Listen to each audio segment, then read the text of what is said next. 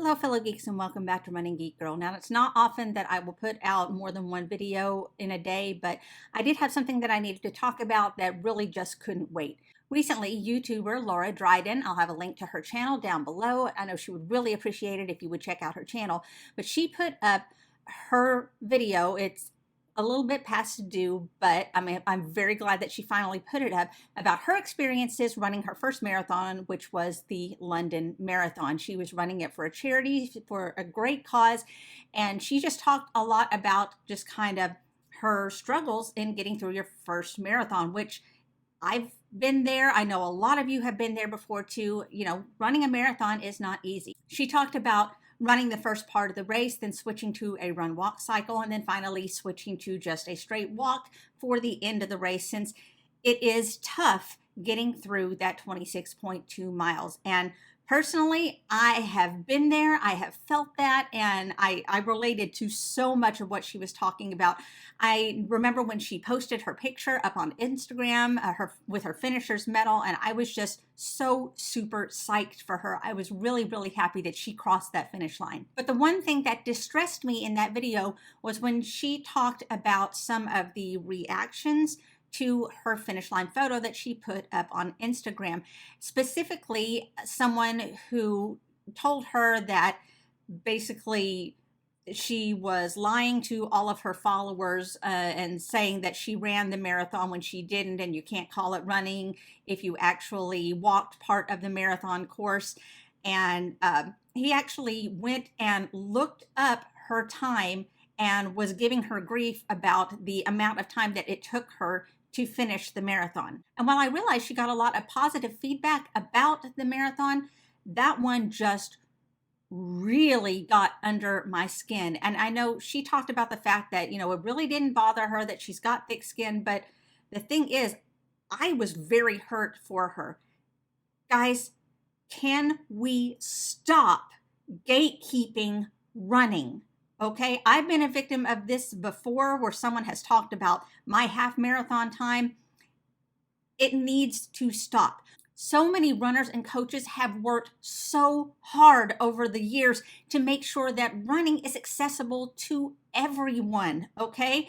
That it doesn't matter your shape, your speed, your size. It doesn't matter, because you're going out there and you are conquering a distance. And can we please get out of the mindset that if at any point you have to walk, you're not a runner?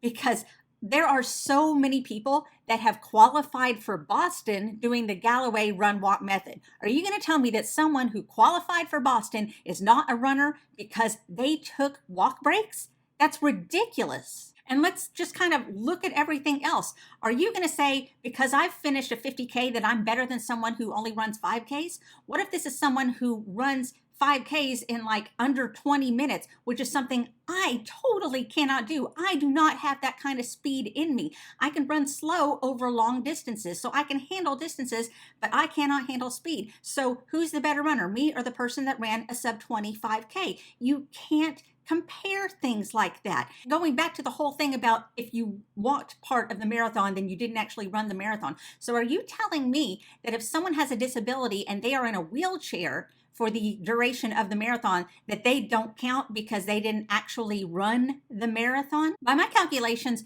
Laura ran probably a good 2/3 of the marathon distance. That is a whole lot. And just because she had to walk a third of it, she doesn't count? I mean, it's so stupid. If you are the kind of person who has to make someone feel lesser about their achievements to make you feel better, seek therapy, my dude, okay? Trying to dull the shine of someone's accomplishment. She did 26.2 miles on her own. She trained for it. She did it. She started at the start line. She crossed that finish line, okay? She accomplished a marathon.